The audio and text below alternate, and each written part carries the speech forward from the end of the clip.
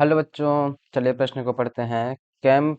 पौधों से आप क्या समझते हैं? इनमें होने वाले CO2 स्थिरीकरण की प्रक्रिया का वर्णन कीजिए। प्रकाश संश्लेषण की क्रिया के लिए CO2 की आवश्यकता पर टिप्पणी लिखिए। मतलब हमको केम प्लांट में होने वाले प्रकाश संश्लेषण को बताना है। तो चलिए देखते हैं प्रश्न की मुख्य अवधारणा क्या होगी। मुख्य अवधारणा होगी CAM पादपों में प्रकाश संश्लेषण प्रकाश संश्लेषण को हमको जानना है।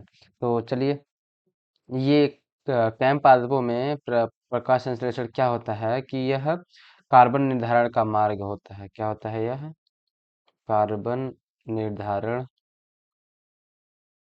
मार्ग होता है। अब चलिए हम देखते हैं कि आप फर्स्ट क्या पूछ रहा है कि CAM पादपों से आप क्या समझते हैं।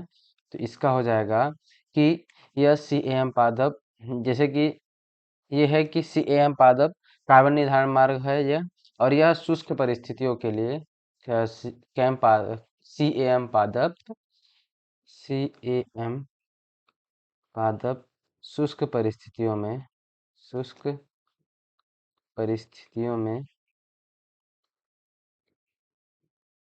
प्रकाश संश्लेषण के लिए प्रकाश संश्लेषण के लिए अनुकूलित होते हैं अनुकूलित होते हैं। और इनमें क्या होता है, ये किस प्रकार से अनुकूलित होते हैं कि दिन में क्या होगा, प्रकाश संश्लेषण प्रकाश संश्लेषण और रात में क्या होगा कि गैसों का आदान प्रदान। रात में क्या होगा? गैसों का आदान रात में क्या होगा? गैसों का आदान प्रदान, मतलब दिन में सिर्फ प्रकाश संश्लेषण होगा। उस टाइम पे क्या होगा कि रंध्र नहीं खुले रहेंगे, गैसों का आदान प्रदान होगा। कब? रात में। रात के समय में सिर्फ गैसों का आदान प्रदान होगा, और वहां पे सूर्य के प्रकाश तो है नहीं, तो वहां पे प्रकाश संश्लेषण नहीं होगा। तो जो कैम पादप होते हैं, CAM पादप, वह वाष्पीकरण से बचने के लिए, जो CAM पादप होते हैं, वह वाष्पीकरण को वाष्पीकरण को कम करने के लिए क्या करते हैं कि दिन में पत्तियों के रंध्र को बंद कर देते हैं। क्या करते हैं? दिन में पत्तियों के रंध्र को बंद कर देंगे। अब पत्तियों के रंध्र को बंद कर देंगे तो क्या होगा कि वाष्पीकरण होगा ही नहीं। रंध्र बंद होते हैं तो वाष्पीकरण में रंध्र ही काम आते हैं। और रात रात में क्या करते हैं? इसको खोल देते हैं। रात में रंध्र को खोल देते हैं, जिससे क्या होता है कि CO2, मतलब कार्बन डाइऑक्साइड को अंदर ले लेते हैं। CO2 का आदान प्रदान या आदान प्रदान हो जाता है, या अंदर ले लेते हैं।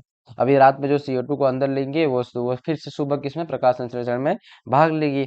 तो चलिए देखते हैं इनका प्रकाश संश्लेषण कैसे होता है। तो इनमें प्रकाश संश्लेषण दो कोशिकाओं में होता है। एक कोशिका का क्या होगी कि पर्ण मध्योतक या मीजोफिल कोशिका, मेसोफिल कोशिका होगी एक। और दूसरी क्या होगी? बंडल शीथ कोशिका, बंडल शीथ कोशिका।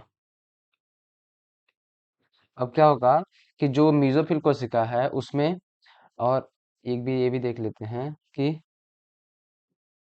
ये जो है पादप की भित्ति है, कोशिका भित्ति, कोशिका भित्ति। और ये क्या है? पादप की कोशिका झिल्ली या प्लाज्मा झिल्ली, प्लाज्मा झिल्ली। अब क्या होगा कि जो रात में कार्बन डाइऑक्साइड को ये पादप अवशोषित करते हैं या लेते हैं, वो किस में आएगा? मीजोफिल कोशिका में। मतलब मीजोफिल कोशिका कब खुली रहेगी? रात में। और बंडल शीत का कार्य कब होगा? दिन में। बंडल शीत में क्या होता है? प्रकाश संश्लेषण। तो चलिए देखते हैं कि जो रात में कार्बन डाइऑक्साइड होती है उसको HNO3 माइनस में ये अवशोषित कर लेते हैं और आराम से अपने पास रखते हैं। मतलब अवशोषित करेंगे, फिर इसको किसमें परिवर्तित करेंगे? ये मिलेंगे फास्फोइनॉल पायरुविक अम्ल से मिलेंगे। किससे? फास्फोइनॉल पायरुवेट से। फास्फोइनॉल पायरुवेट से क्रिया करेंगे और इसका क्या करेंगे? CO2 का स्थिरीकरण करेंगे। स्थिरीकरण। स्थिरीकरण किसमें करेंगे? ये स्थिरीकरण करेंगे मैलिक अम्ल में। किसमें? मैलिक अम्ल में ये इसका स्थिरीकरण करेंगे। अब ये मीजोफिल कोशिकाओं में ये ऐसे पड़ा रहेगा रात में। अब जैसे ही दिन होगा उसका परिवहन कहाँ हो जाएगा? बंडल स्थित कोशिका में। परिवहन होके कहाँ आ जाएगी? यह बंडल स्थित कोशिका में यह मैलिक अम्ल आ जाएगा परिवहन के द्वारा। अब यह जैसे ही इसमें आया बंडल स्थित कोशिका में, वैसे ही प्रकाश संश्लेषण होगा। तो ये कौन आया यहाँ पे? मैलिक अम्ल। मैलिक अम्ल। अब ये क्या होगा कि जैसे ही बंडल स्थित कोशिका में मैलिक अम्ल आता है, इसमें होता है क्या? D carboxylation. मैलिक अम्ल में क्या होगा? Decarboxylation. Decarboxylation. Malic अम्ल में क्या हुआ? Decarboxylation. और डी कार्बोक्सिलेशन के फलस्वरूप क्या होगा? एक CO2 बाहर चला जाएगा। जो CO2 यहाँ से हमने ली थी, कहाँ से? मेसोफिल कोशिकाओं में रात में, वो CO2 कहाँ चली जाएगी? कैल्विन चक्र में, C3 चक्र में चली जाएगी। और एक CO2 बाहर चला जाएगा। जैसे एक CO2 क्या करे? एक कार्बन मैलिक अम्ल से बाहर चला जाएगा। ये मैलिक अम्ल कितने कार्बन का होता है? 4 कार्बन का। 4 कार्बन का होता है मैलिक अम्ल। तो जैसे एक कार्बन बाहर जाएगा, एक 3 कार्बन का यौगिक बनेगा, जिसको क्या बोलते हैं हम? पायरुविक अम्ल। पायरुविक अम्ल बनेगा, जो कितने कार्बन का होता है? जो कि 3 कार्बन का होता है। अब क्या हुआ? ये तो दिन में बन गया पायरुविक अम्ल। अब दिन से पायरुविक अम्ल कहाँ जाएगा? अब ये तो बाहर निकल नहीं सकता है, अब इसका कुछ होगा भी नहीं, तो इसका परिवहन हो जाएगा।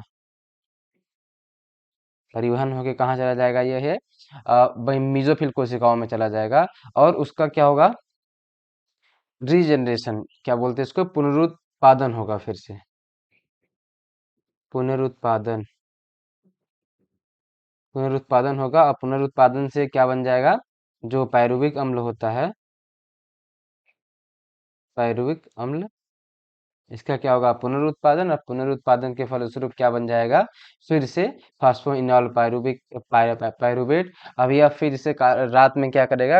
एक कार्बन से, मतलब HNO3 माइनस से यह क्रिया करेगा। फिर से स्त्रीकरण इसका होगा और मैलिक अम्ल में परिवर्तित होगा। और यह चक्र चलता रहता है, और यह चक्र दिन और रात में चलता है। इस प्रकार कैम पादप में क्या होता है कि कार्बन डाइऑक्साइड का स्थिरीकरण होता रहता है और प्रकाश संश्लेषण की क्रिया चलती रहती है।